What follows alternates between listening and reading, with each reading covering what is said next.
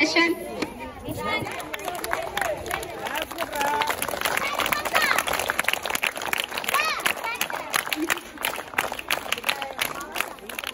Photo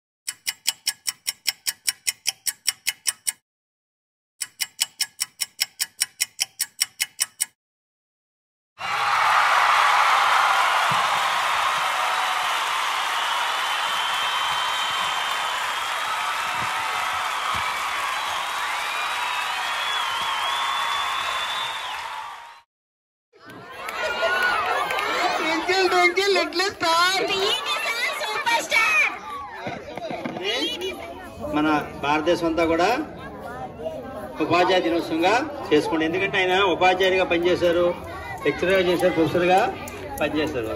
తర్వాత ఇంకొక పదవిని కూడా పనిచేశారు. ఏ పదవి అది? రాష్ట్రపతి.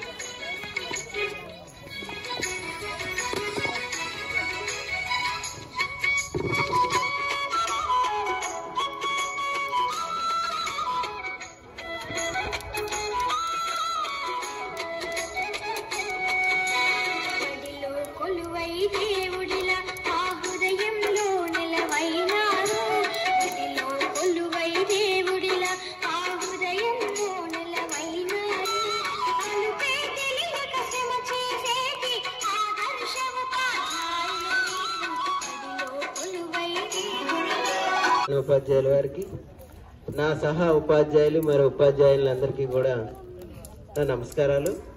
అలాగే పిల్లలందరికీ కూడా teachers day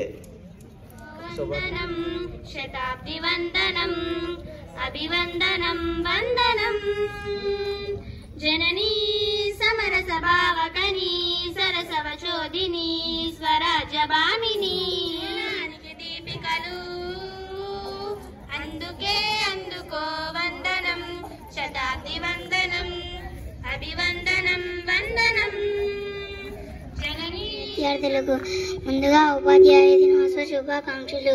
doctor Sarvepalli Radhakrishnan జయంతిని పురస్కరించుకుని ఏటా సెప్టెంబర్ 5న ఉపాధ్యాయ దినోత్సవంగా జరుపుకుంటాం.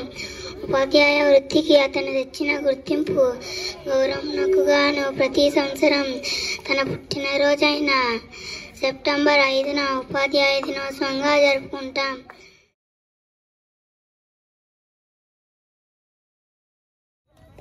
నా సహ ఉపాధ్యాయులకు ఉపాధ్యాయ దినోత్సవ శుభాకాంక్షలు.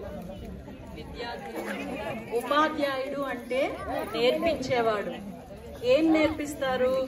మంచి ఏదో చెడే, చదువు కన్నా ముందు మంచి చెడులు నేర్పించాలి. అలా మంచి ఓకేనా? చదువంటే చదువంటే చదువంటే గురువులంటే. Thank you very much. Chairman, other staff come forward and give the bicycle to Epsiba.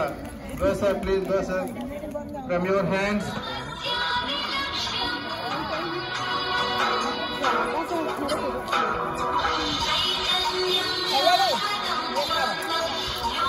ఆశీస్సులు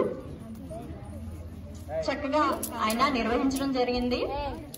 అనేక విశ్వవిద్యాలయాలు అంటే ఆంధ్ర యూనివర్సిటీ, ఆంధ్ర విశ్వవిద్యాలయం, అలాగే మైసూర్ విశ్వవిద్యాలయం, అలాగే కాశీ విశ్వవిద్యాలయంలో కూడా ఆయన వైస్ ఛాన్సలర్ గా అనేక ఉన్నత పదవుల్ని ఆయన నిర్వహించడం జరిగింది. ఆయన ఉపాధ్యాయ వృత్తిలో ఉన్నప్పుడు ఆయన బోధించిన సబ్జెక్ట్ ఏంటంటే తత్వశాస్త్రం.